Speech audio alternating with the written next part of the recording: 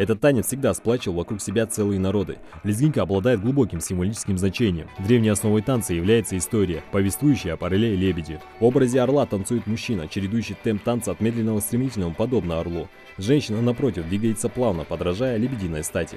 Так, в Академии Ранхикс при президенте Российской Федерации этот грациозный танец объединил студентов разных национальностей. Мы обмениваемся нашими национальными культурными достояниями, показываем нашу культуру, наши традиции, и тем самым мы укрепляем любовь, взаимоуважение и все, что вот должно быть между нашими многими нациями на этом Кавказе и во всей России. Это мероприятие посвящено 25-летию образования Республики Ингушетии и Карачаево-Черкесии. Соседи поддержали молодые регионы и приняли участие в международном празднике.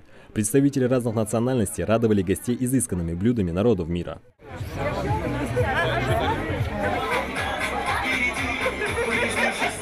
Праздник стал еще одним символом объединения двух северокавказских республик. Наши народы с многовековой историей имеют общее прошлое. Официальные торжества по случаю Дня Республики прошли еще летом, но поздравляют регионы целый год. Хочу поздравить свою республику с 25-летием.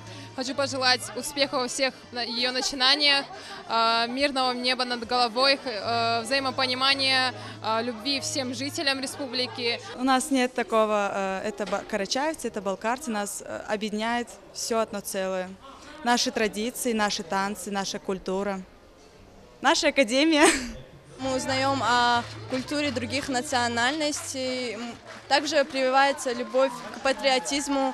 Поддержать наших студентов приехала Мака Аушева, заместитель председателя правительства Ингушетии. В первую очередь, конечно, хочу поблагодарить директора Академии Тлисова Азамата Борисовича за то, что он уделяет большое внимание нашей молодежи, организовывает такие мероприятия, которые сплачивают народы России. Северокавказский институт Академии при президенте России считается кадровым центром аппарата полномочного представителя президента страны в СКФО. Выпускники этого вуза занимают самые высокие управленческие посты по всей стране. Сегодня в Ранхикс обучается 60 студентов из Ингушетии. Впрочем, наши земляки есть и в числе преподавателей. Студенты, проживающие здесь и обучающиеся здесь, в городе Пятигорске, проводят такие мероприятия совместно с нами. То есть мы их вовлекаем в данное мероприятие, они накрывают национальное подворье, руководители общин и диаспор помогают им в этом, руководство вуза также помогает в организации данных мероприятий. Почетными гостями у нас как из полпредства по СКФО, также руководители и министры разных республик к нам приезжают и достаточно бывают довольны.